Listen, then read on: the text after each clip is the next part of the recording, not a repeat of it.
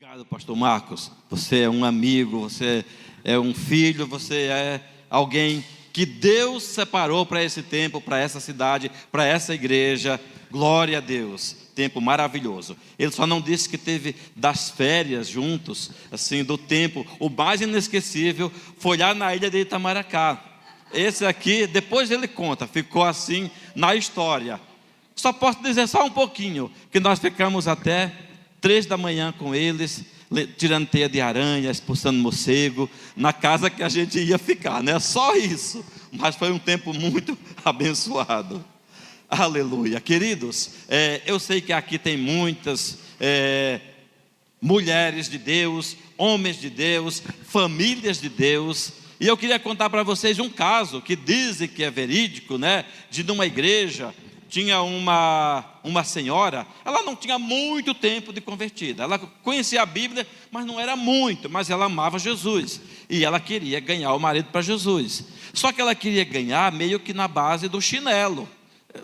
Ela pregava para ele, ela exortava, puxava a orelha, esse homem é brabo, esse homem não presta, mas Jesus quer ele, e ela todo dia dava uma estocada no bicho, e ele ficava mais duro e mais resistente, e ele, assim, para não ficar por baixo, também dava umas palavras duras, e ela não aguentava mais, até que um dia ela chamou o pastor, falou: pastor, é o seguinte, eu não aguento mais aquele homem, ele não se converte, se ele não vier pelo amor, ele vem pela dor. Já falei com o Espírito Santo que prepare uma macaca para ele. E aí o pastor: minha irmã, não é assim. Mas como é então? Minha irmã, você não precisa entrar na força do braço, você tem que orar por ele, tem que fazer, quando ele fizer uma coisa, der uma resposta dura, atravessada, você faz o que a Bíblia diz: acumula brasas vivas sobre a cabeça, coloque brasa viva na cabeça dele. Provérbios. O que é colocar brasa viva? É fazer uma coisa bem boa, bem legal, que a pessoa nem merece, né? A ideia é uma metáfora para acumular, colocar brasa viva. Ela falou: pastor, é isso mesmo? É, minha irmã, faça o que a Bíblia diz, coloque brasa viva na cabeça dele. Uma semana depois, o homem estava no hospital. Aí saiu do hospital cheio de pomada. Aí a irmã chegou, aí ele falou: minha irmã, o que aconteceu? Ela falou: pastor, eu não tive coragem de colocar a brasa viva, mas uma panela d'água fervendo eu coloquei. Misericórdia, né?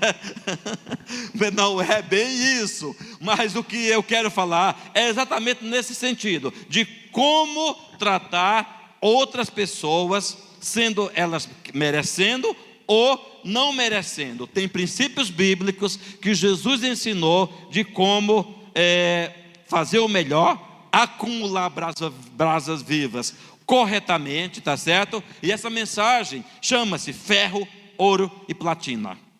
Ferro, ouro e platina, tá certo? Muito bem, algumas regras, porque você vai falar regra de ouro da Bíblia, tem a regra de ouro. Algumas regras e convenções sociais básicas são tão antigas como o início da civilização. Lá no Egito, na Mesopotâmia, na Babilônia, ainda que eles não eram tementes a Deus, mas toda a sociedade tem princípio do bem e do mal, do certo e do errado, do que é justo e do que é injusto. Então, mesmo as sociedades primitivas, os indígenas, as tribos africanas, eles têm princípios e normas, não que de salvação, mas normas sociais de boa conduta e de boa convivência para viver em paz e em harmonia. Nem sempre vive, sempre tem guerra, assim como nas famílias, mas existem em toda a sociedade normas. Por exemplo, honrar pai e mãe, respeitar os mais velhos, está em tudo que é cultura, entendendo? As tribos antigas, reconhecer a autoridade, a experiência familiar. Outro princípio: não matar. No mundo inteiro as pessoas matam uns aos outros, mas em toda cultura tem o princípio, normalmente, de preservar a vida como um valor supremo e abominar a violência. Não matar é um princípio universal, apesar de que quebram por conta do pecado. Não roubar, respeitar a propriedade alheia e impedir o caos social. Toda cultura tem o princípio de não roubar, ainda que muitos quebram. Outro: não mentir, dizer a verdade. Em todas as culturas do mundo que se prezam, tem o princípio de não mentir, não cometer adultério, respeitar o matrimônio, proteger a família, evitar conflitos, se posicionar contra o incesto. Isso aqui tem em várias culturas. Até os muçulmanos que casam com 4 mulheres. Casou com 4 mulheres, é legítimo, tem que dar atenção igual para as 4, dinheiro igual para as 4, cartão de crédito igual para as 4, o negócio aqui ia dar ruim, né, para muita gente no Brasil. Mas, se ele aprontar com uma quinta que não é casado, aí vem punição do Alcorão. Imagina, a Bíblia diz que Deus criou o homem e a mulher, uniu os dois, e serão os 2 numa só carne, não é os 3 numa só carne, os 4 numa só carne, entende? Então, esse é um princípio, não cometer adultério, não ferir ou prejudicar o próximo, é um princípio de todas as culturas. Praticar a justiça, viver com cooperação, respeitar os limites e os territórios, evitar invasões, abusos e disputas, e honrar acordos e promessas, cumprir a palavra que deu. Isso aqui tem em todo lugar. Agora, essas normas refletem o quê? A necessidade do ser humano de viver em paz e harmonia.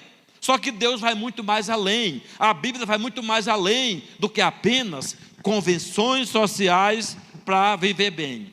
Lá, quem tem os advogados aqui, o Tiago e outros, o Código de Hammurabi é tão antigo ou mais antigo do que a Bíblia, e lá já havia princípios. A lei de Talião é interessante, que é o famoso olho por olho, dente por dente, bateu, levou, entende? Então era o princípio da reciprocidade. Mas não foi Moisés que copiou Hammurabi, é porque esses princípios já estavam difundidos nas culturas da antiguidade. Mateus 7,12, olha isso.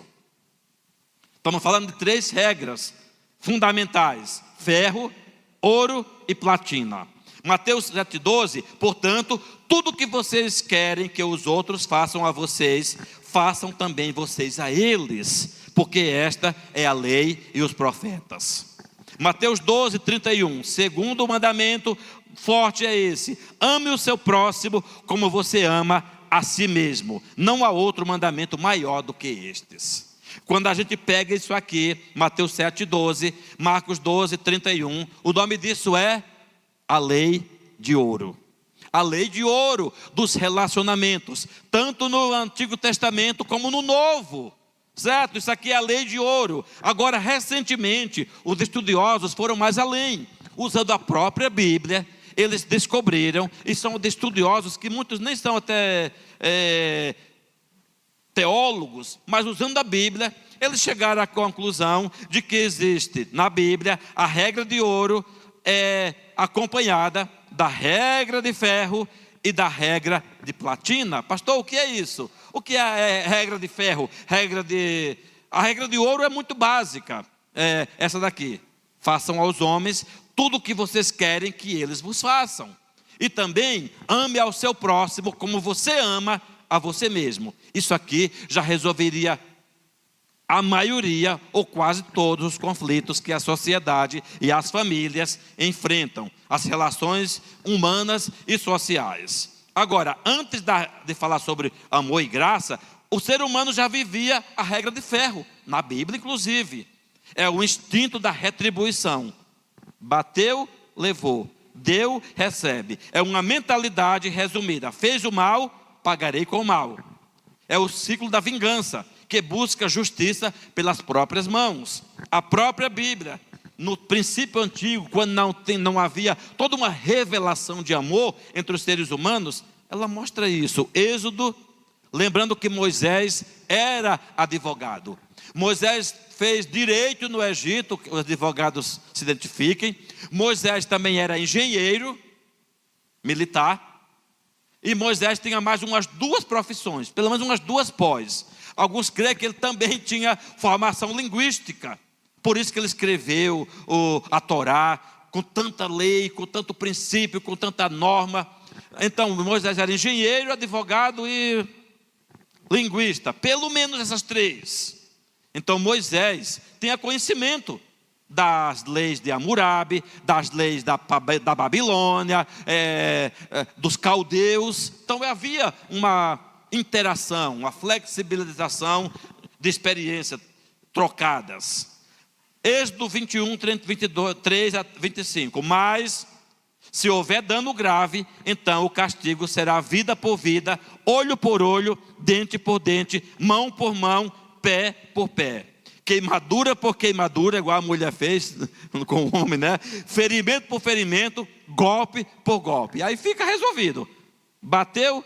Só que às vezes o errado é assim: quebrou um dente meu, eu só posso quebrar um dente seu. Tem a gente que quebra a boca toda, aí já pecou, né? Não pode, tem que ser no limite. Mas nem isso Jesus aceita, que você faça olho por olho, dente por dente. Hoje mais, né? Quem com ferro fere, com ferro será ferido. Minha avó falava isso, meu avô, é um ditado popular. Não diz? Quem com ferro fere, com ferro será ferido. Esse é um provérbio popular, mas não é um versículo bíblico direto. Talvez ele venha desse versículo bíblico. Mateus 26, 52. Olha o que Jesus diz: Pedro, guarde a espada, pois todos os que empunham a espada, pela espada morrerão. Não use a espada, se isso vai gerar mais confusão, mais briga e mais guerra. Tem uma história que diz que um homem uma vez, é um rei bem famoso, numa província bem distante, havia uma rebelião. Havia o povo querendo fazer uma confusão, uma guerra, uma rebelião. E ele falou: eu prometo que eu vou acabar com todos os inimigos.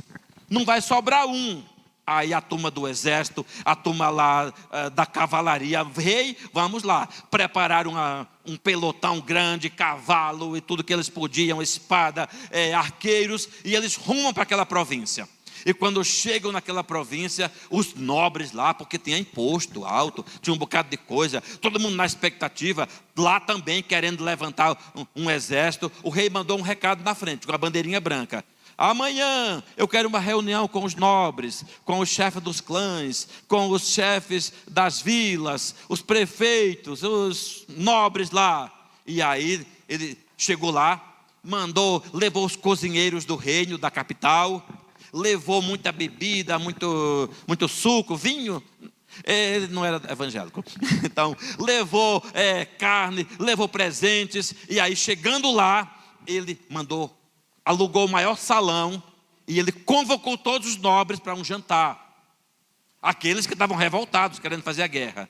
E ali ele conversou, falou: gente, eu queria ouvir quais são as reclamações, o que está acontecendo. E um fala, outro fala, ele vai escutando. E a turma: rei, é hoje que a gente ataca? Os coronéis, os comandantes, os pelotões, é hoje que a gente ataca? Só estamos esperando sua palavra. Ele falou: ainda não, ainda não. E aí terminaram a noite com um banquete. Aí ele falou: amanhã venham de novo para o banquete, tragam as esposas e os filhos, e tragam os funcionários de vocês. E no outro dia, outra festa, com direito a dança, música, apresentação de circo. Ele trouxe a turma do circo, fez uma festa, todo mundo conversando, rindo. Ele falou: o que está acontecendo aqui? Me expliquem. Aí falaram dos impostos, falaram da falta de atenção da capital, e ele foi escutando. Terceiro dia ele convocou mais um banquete, comida nova, diferente, e aí a apresentação nova do teatro, do circo, e ele foi ouvindo, chamou os nobres. Gente, é o seguinte, e os soldados lá, os comandantes revoltados: quando é que a gente ataca? Quando é que a gente ataca? E aí quando foi no quarto dia, fizeram um acordo. Ele falou: a partir de agora nós vamos mandar os impostos. O rei falou: a partir de agora eu vou mandar professores, eu vou mandar instrutores, vamos fazer o que foi concordado, vou mandar construir as pontes naquele rio, que você tem que dar uma volta de 200 quilômetros, fazer uma ponte nova. E aí quando foi no quinto dia: rei, que é isso? Nós estamos aqui há 5 dias só comendo.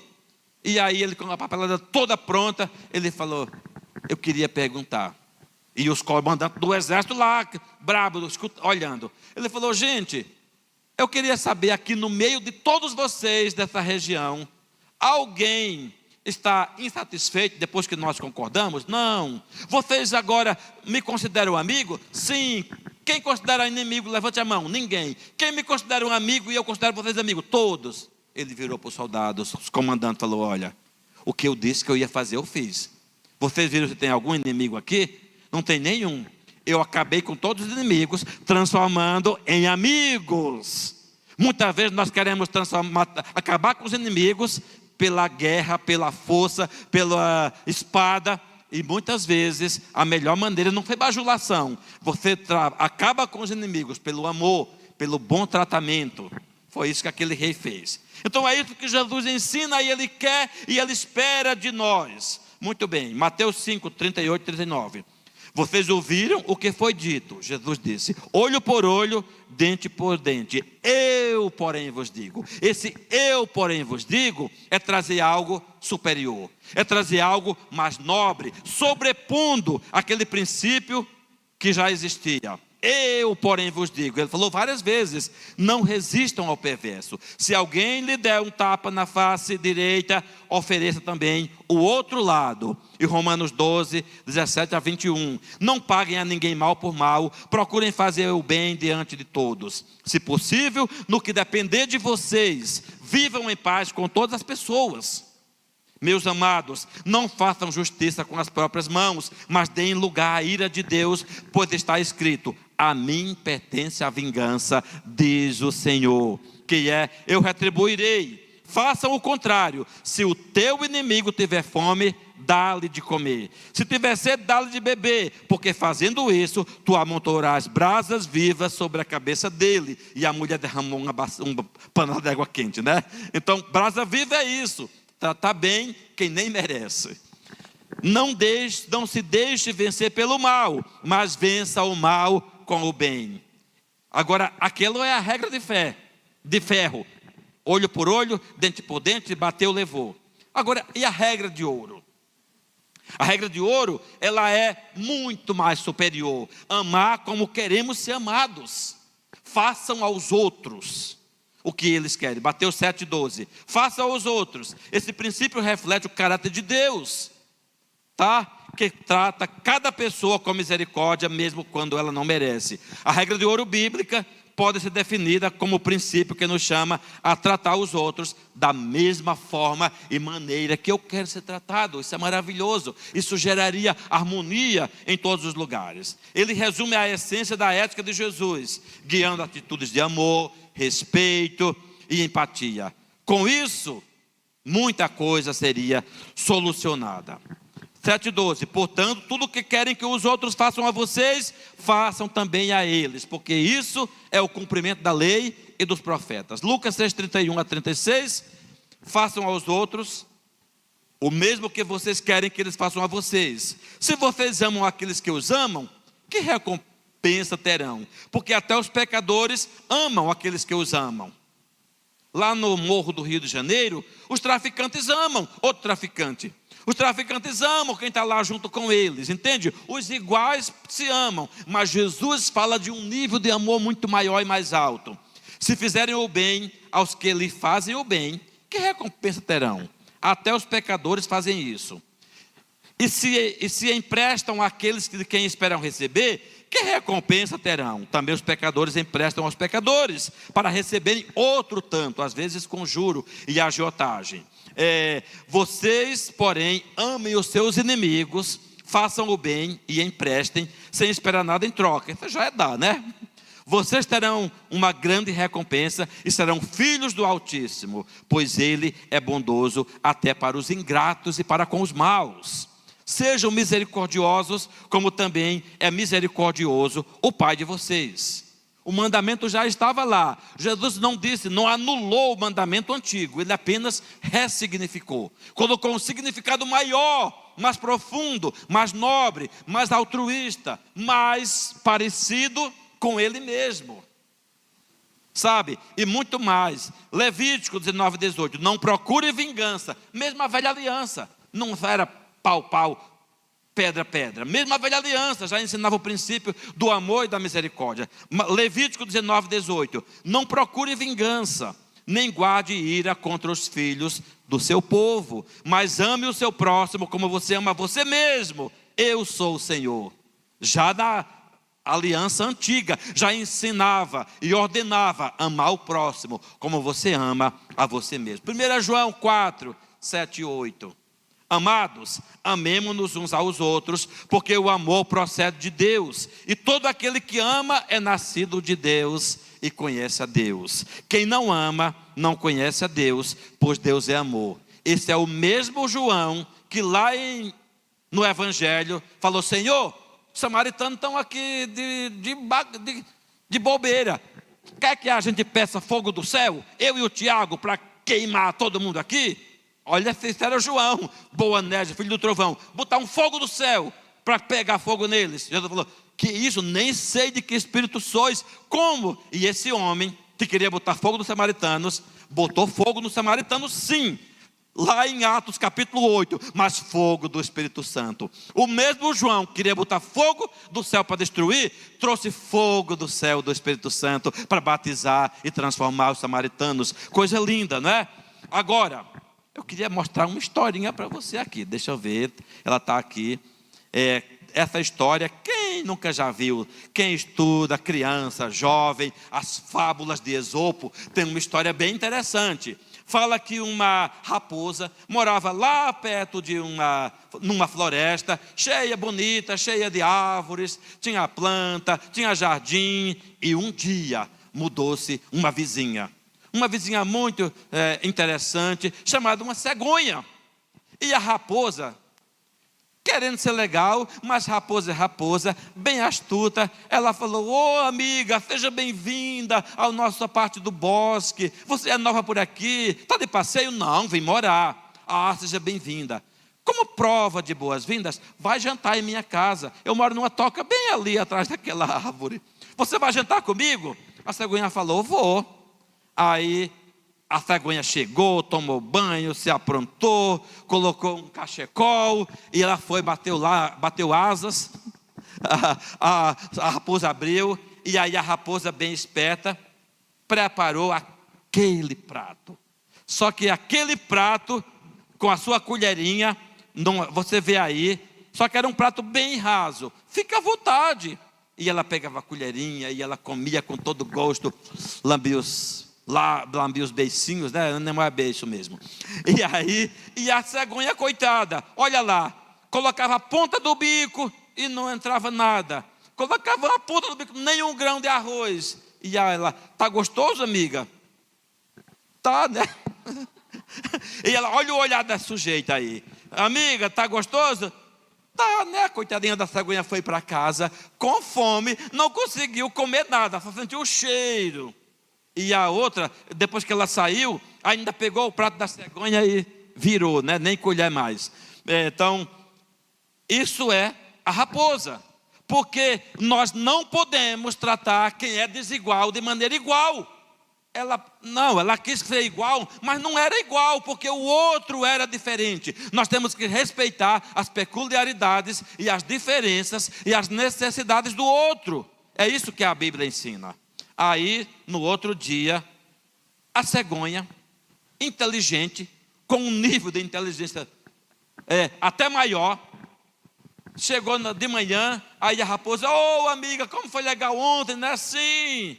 Aí a cegonha: mas olha só, eu estou te convidando então para você vir para a minha casa.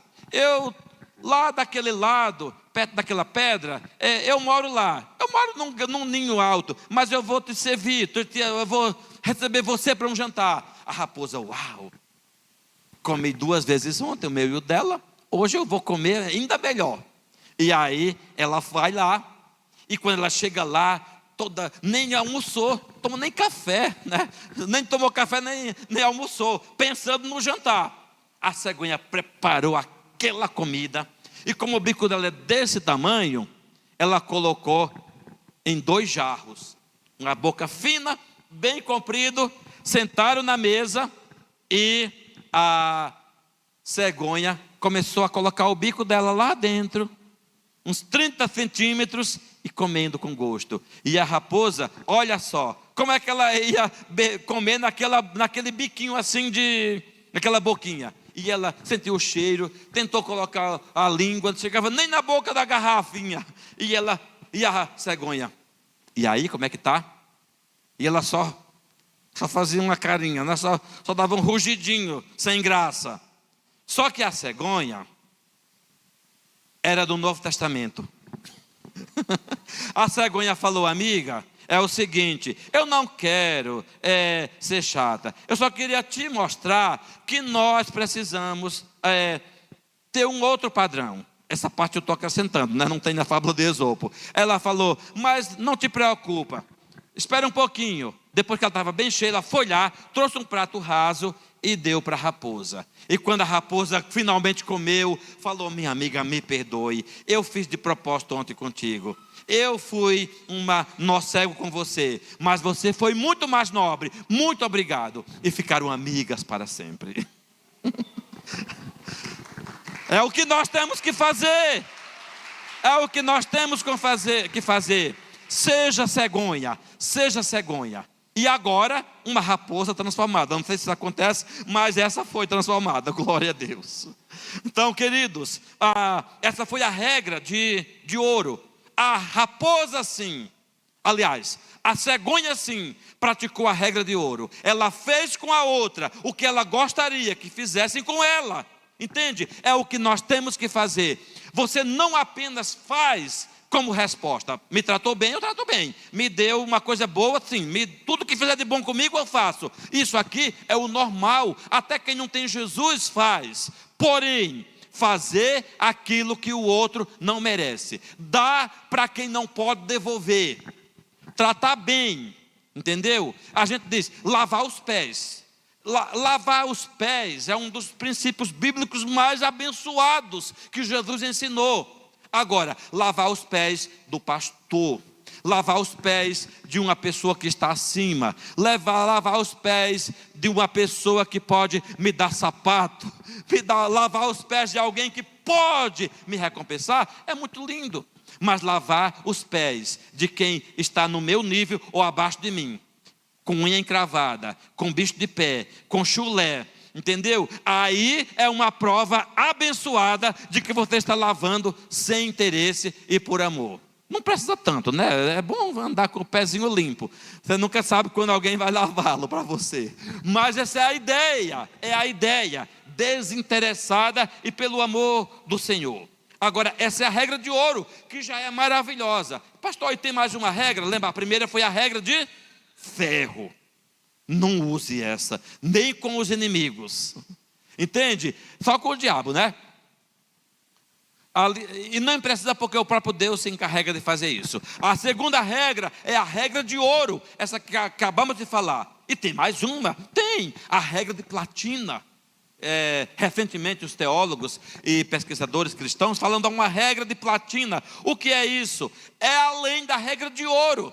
Porque olha só, eu faço aos outros o que eu quero que ele faça. Um exemplo: o pastor Marco vai lá para Porto Alegre, e vamos supor que eu amo chimarrão, e aí eu quero que o povo me dê chimarrão, e eu taco o chimarrão nele, mas ele não gosta do chimarrão, então eu estou fazendo para ele o que eu quero que façam comigo, só que muitas vezes não é o que ele precisa.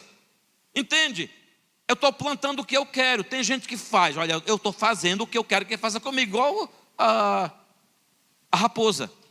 Deu uma sopa maravilhosa para a cegonha, só que num prato que a cegonha não tinha nem como alcançar. Então, às vezes, eu estou fazendo o que eu quero que faça comigo, mas façam aos outros tudo aquilo que você quer que façam com você. Apesar de ser a regra de ouro, mas é quase interesseiro, porque eu estou plantando e querendo que me dê a mesma coisa. Mas eu quero, o princípio da regra de platina, muito maior, é fazer com o outro, para o outro, aquilo que ele precisa, ainda que não seja o que eu preciso. Olha a diferença, é mais altruísta, é mais nobre. Entende? É muito mais nobre. Olha o que Jesus ensina aqui. João 13, 34, 35. Eu lhes dou um novo mandamento. O mandamento é esse: que vocês amem uns aos outros. Assim como eu os amei, também vocês amem uns aos outros. Nisto conhecerão todos que vocês são meus discípulos, se vocês amarem uns aos outros. Paulo enfatiza a regra de platina em Romanos, ao mostrar que Cristo nos amou de forma totalmente sacrificial, mesmo quando não merecíamos. Ele tomou a iniciativa da reconciliação, oferecendo sua vida por nós, quando ainda éramos pecadores, nem tínhamos feito nada para merecer, não era uma retribuição. Ele fez por altruísmo extremo e amor. Romanos 5:8. Mas Deus prova o seu próprio amor para conosco, pelo fato de Cristo ter morrido por nós, quando ainda éramos pecadores. Então isso aqui é a regra de platina num nível maior e mais abrangente do que a regra de ouro. Tem uma história que dizem que é verídica, um casal muito unido, marido e mulher. Eles todos os dias, talvez você já escutou isso, todos os dias pela manhã, em 50 anos de casado, a mulher, no sul, né, da Alemanha, na Itália, tem aquele pão, conhece pão italiano, que ele tem uma casca bem grossa, que tem quase que serrar, é maravilhoso para comer com azeite. É aquele pão, não é o carequinho ou francês, era aquele pão mais duro, que é muito bom. E ela cortava aquele pão, porque tem uma casca, né? Ela cortava o pão, ela passava manteiga na parte mole, naquele miolo macio, e dava para o esposo. E ela pegava aquela parte da casca mais dura, passava manteiga e ela comia. E eles sorriam e conversavam. Ela tem outras comidas, mas o pão era essencial. Todo dia ela cortava o pão, pegava aquele melhor pedaço, mais macio, com manteiga, dava para ele e ela comia aquela parte da casca. Quando chegou o aniversário de 50 anos de casamento, ela pensou assim: hoje eu vou fazer diferente. Eu prefiro essa parte macia, mas eu dei até hoje para ele essa parte porque eu amo, eu quero fazer o melhor para ele, eu quero dar para ele o privilégio de comer essa parte. Aí ela foi, passou, ele olhando, passou a manteiga na parte macia do pão, colocou no prato dela, e ela pegou a casca, um pedaço bem grande, generoso de casca, passou a manteiga, colocou no prato dele, e ele deu um sorriso bem grande e disse: querida, muito obrigado. Ela falou: por quê? Porque agora você me deu a minha parte preferida. Eu sempre gostei da casca, mas eu comi essa parte macia por 50 anos para deixar a casca para você. Ela falou: mas eu não gosto da casca. Eu comia para dar o melhor para você. Então, por 50 anos, os dois praticaram uma regra de platina que não precisava. Falta de comunicação. Entende? Não comunicaram. Bastava saber lá atrás que ele gostava da parte da casca. E aí iam ficar os dois comendo o que gosta a vida inteira. Mas olha o tamanho do amor e da renúncia. Por 50 anos, comer o que não gosta para agradar o outro, e nem estava agradando. Estava, num certo sentido. Mas entende, isso aqui é a regra de platina praticada sem necessidade, num certo sentido. Isso serve para casais, tá? Descubra o que ela gosta, descubra o que ele gosta, e assim não precisa esperar 50 anos em nome de Jesus. Aleluia, muito bem. A regra de platina bíblica pode ser definida como o princípio que nos chama não a tratar os outros como gostaríamos de ser tratados, mas a amar como Cristo amou. É muito maior do que apenas fazer para o outro o que eu quero que me faça, porque mesmo a regra de ouro ainda é quase que uma troca, entende? A regra de platina eleva o padrão da relação humana a um nível de amor muito alto, altruísta e incondicional. Assim, ela vai se tornar o modelo supremo de comportamento cristão que reflete o coração de Jesus. Qual é a primeira regra? Qual é a primeira regra?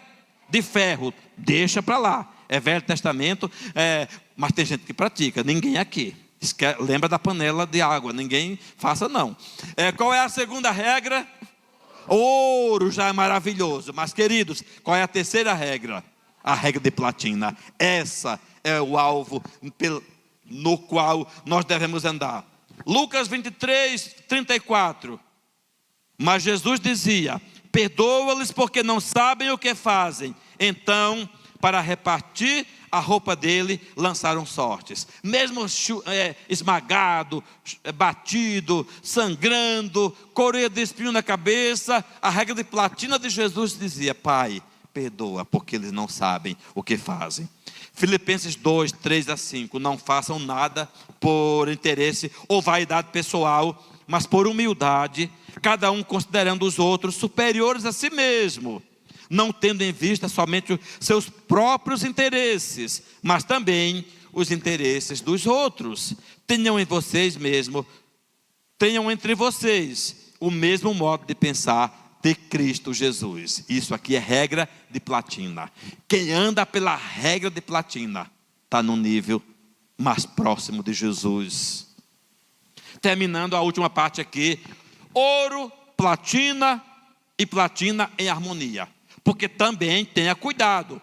Se você for muito da platina, vai ter alguém esperto que vai querer comer a tua sopa e não oferecer nada, né? Tem gente que vai se aproveitar. Que maravilhoso andar a segunda milha. Anda uma terceira. Tem abusados que dizem: você andou a segunda milha, anda uma terceira. Você fez uma coisa maravilhosa, que bom, faz um pouquinho mais. Então, para equilibrar isso, é levar em conta o seguinte: amar não é fazer o que o outro quer, mas o que ele precisa. Nem sempre o que o sujeito quer é o que ele precisa. Às vezes, Deus dá o que nós precisamos e não o que nós queremos. Tem uma equação aqui. Às vezes você quer demais uma coisa e Deus sabe que o que você precisa de verdade é outra. Sabe? O amor verdadeiro corrige, confronta e restaura com sabedoria. Efésios 4,15. Mas seguindo a verdade em amor, cresçamos em tudo naquele que é o cabeça. Não é cresça, é cresçamos. Eu e meu irmão, eu e minha esposa, eu e meu marido, eu e meus filhos, eu e meus pais. Provérbios 27,6. Leais são as feridas feitas pelo que ama, porém os beijos de quem odeia são enganosos. Às vezes o ódio beija mais do que o amor, só que ele é suspeito, né? Então muito cuidado. Mas quem ama de verdade corrige, mesmo que faça uma ferida. Não é uma ferida de dor e de morte, é uma ferida de crescimento. Tem ferida de crescimento. Amar é buscar o bem maior, não o conforto passageiro. O ouro representa o amor que honra, respeita e pratica o bem. A platina representa o amor que se sacrifica. Juntos, eles formam o amor descrito em 1 Coríntios capítulo 13, 4 a 7. 1 Coríntios 4 a 7 é uma combinação, é uma mescla do amor, da regra de ouro e da regra de platina, quando diz: o amor é paciente e bondoso. O amor não arde em ciúmes, não se envaidece, não é orgulhoso. O amor não se conduz de forma inconveniente, não busca seus interesses próprios, não se irrita e não se ressente do mal. O amor não se alegra com a injustiça, mas se alegra com a verdade. O amor tudo sofre, tudo crê, tudo espera e tudo suporta. Isso aqui é regra de ouro e platina juntos. Colossenses 3, 12 a 14. Portanto, como eleitos de Deus, santos e amados, revistam-se de profunda compaixão, de bondade, de humildade, de mansidão, de paciência. É Paulo falando. Suportem-se uns aos outros e perdoem-se mutualmente, caso alguém tenha motivo de queixa contra outra pessoa. Assim como o Senhor perdoou, vocês perdoem também uns aos outros. Acima de tudo, porém, esteja o amor, que é o vínculo da perfeição. O local onde você mais precisa perdoar a mulher, o local onde você mais precisa perdoar homem, o local onde você mais precisa perdoar filhos, o local onde você mais precisa perdoar pais, é dentro de casa, não é na rua, não é na igreja, dentro de casa. É o local perfeito, é a seara perfeita, é o palco perfeito para exercitar o amor, a regra de ouro e a regra de platina. Porque tem casa que é ferro com ferro, né? Não, aqui não tem ninguém assim, glória a Deus. Glória a Deus. Queridos, falando do fechamento desse princípio da regra de ferro, da regra de ouro e da regra de platina, podemos dizer que a regra de ferro revela o coração humano sem Deus, ou o coração humano com Deus, mas endurecido. A regra de ouro revela o coração transformado pela palavra, pelo Espírito Santo. Mas a regra de platina revela o coração de Cristo em nós. Não é somente o meu coração, é o coração dele em mim, dentro de mim e através de mim. Quando o Espírito Santo substitui o ferro pelo ouro e pelo amor de Cristo, nossos relacionamentos brilham com graça e com verdade. Assim viver assim é o maior testemunho cristão. Acima de tudo, porém, revestivos do amor, Colossenses 3,14, que é o vínculo da perfeição. Fica de pé. É o vínculo da perfeição. Esse amor grande, completo, maravilhoso. Nós não somos raposas, mas nós podemos ajudar as raposas a compreender o princípio da reciprocidade verdadeira, desse amor eterno, desse amor que transforma e restaura relacionamentos e nos leva para o nível de Jesus. Aleluia. Oh Deus, aqui está, Senhor, uma igreja que te ama. Aqui está, Senhor, um povo que talvez passou pela era do ferro, pela idade do ferro, mas nós estamos na idade da platina, em nome de Jesus. Estamos desfrutando, Senhor, experimentando do amor de Deus que excede todo entendimento e que transforma, e que restaura. Que o ouro da palavra, que o ouro dos relacionamentos, que a platina de Deus, ó Pai, esteja nos unindo, nos amalgamando uns aos outros, em família, ó Pai, no trabalho, em igreja, nos relacionamentos, que vivamos esse nível e essa dimensão de graça absoluta, Pai, em nome de Jesus.